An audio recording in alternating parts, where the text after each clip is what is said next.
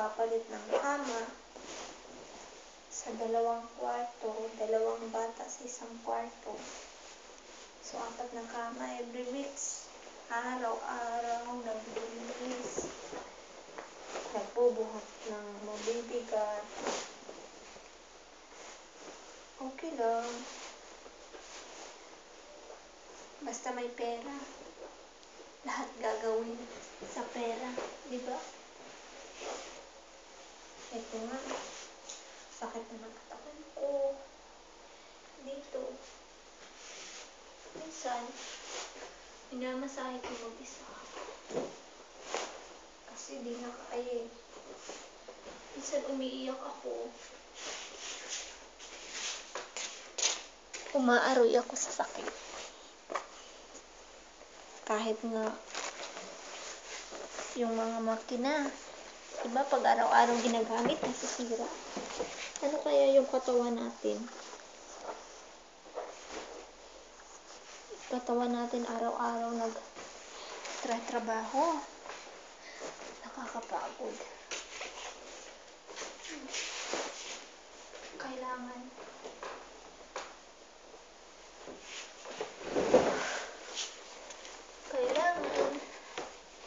para may sahod, para may pera. Ganito kahirap. Okay lang. Basta may pera.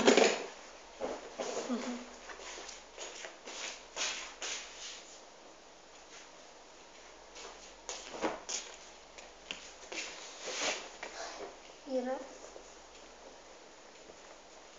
Mahirap. Masarap. Halo-halo. Emosyonal.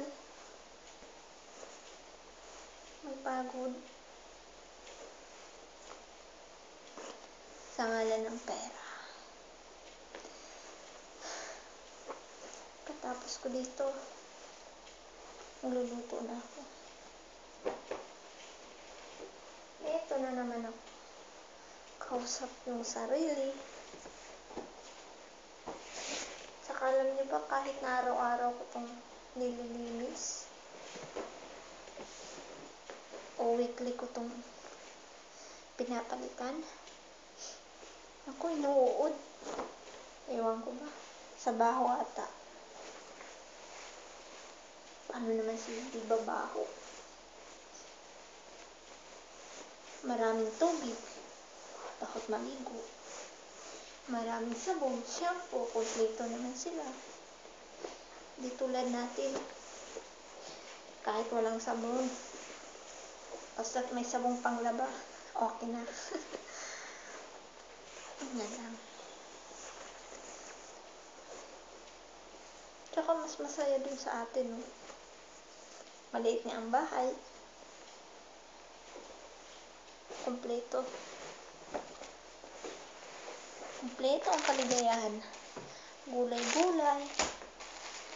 Okay na. Dito araw-araw manok. Karne. Nagkaka-high blood na ako. Ano lang.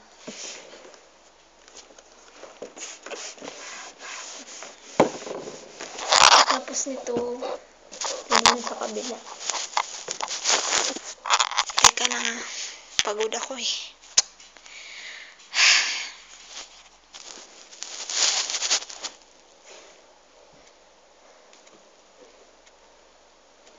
Kung sa atin, kung mabigat, may kinakain. Pero dito, kahit anong bigat, dapat kakayanin. Minsan hinihika na ako. Bibigat ba naman ang kamang ito? Tsaka ang babaho.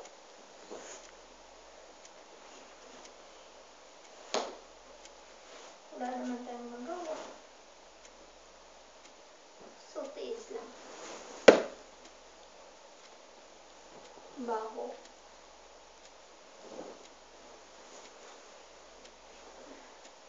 Blood maglalaba ako. Pagkatapos maglaba, sayang, magluluto. Pero okay lang. Yan ang lagi kong sinasabi. Okay lang. Okay na lang. Diba? Tsaka, bakit kaya? May mga taong mahihita. May mga taong kailangan gawin ang di kaya.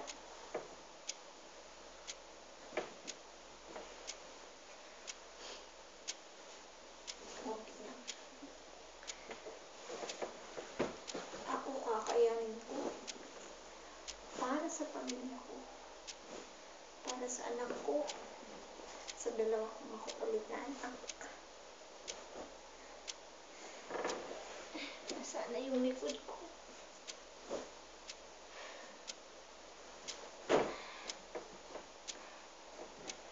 Ay.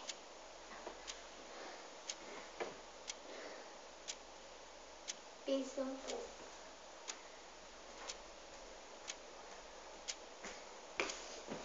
Nakakapagod.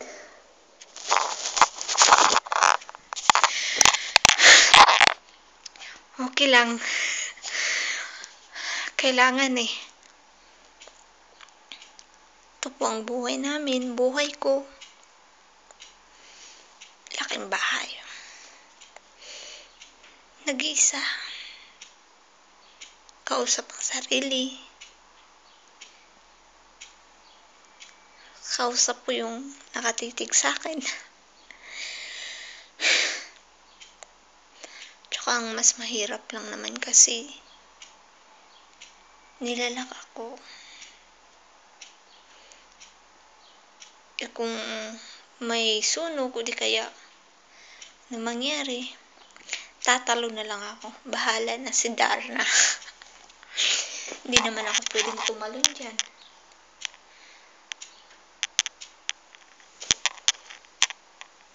Pero sa CR meron. Yun nga lang, 3 palapag. Kaya ko kayang talunin yun. Sana nga walang mangyari. At kung ano man yung iniisip ko, kung ano mang mangyayari, bahala na si Allah. Tutulungan niya ako, tutulungan niya tayo. Wala namang pagsubok na hindi kayang gawin, di ba? Lahat ng pagsubok may dahilan.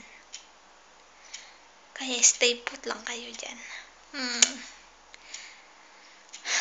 Bye-bye. Mamaya magluluto pa ako. Tatapusin ko lang to. Kasi may 2 kwarto pa ako. Tsaka may 2 banyo pang lilinisin. Sige, bye-bye.